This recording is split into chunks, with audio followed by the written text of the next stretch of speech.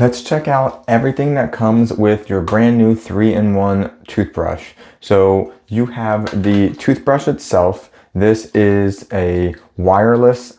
You can use this just as is, or you can have it, of course, hooked up to the hose to be able to use it with the water flosser ability as well.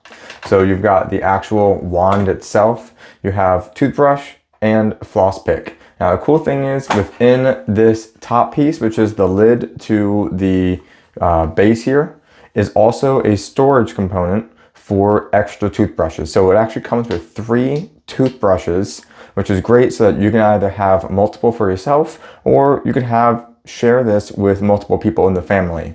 So this is the lid, and this whole piece comes off so that you can refill it and add more water into there. And then of course you have the base itself. The hose is connected on the inside to here, and it all stores nice and easily there. And when you dock it back on here, it is charging. It also comes with the cord and the charging block as well. So you have the whole piece here, no need for any extra pieces to use this whole unit.